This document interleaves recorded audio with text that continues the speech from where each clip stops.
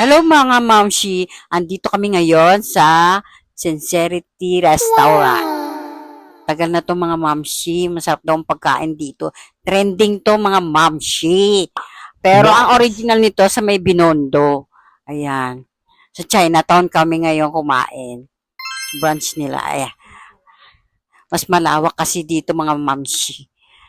Masarap ang pagkain dito.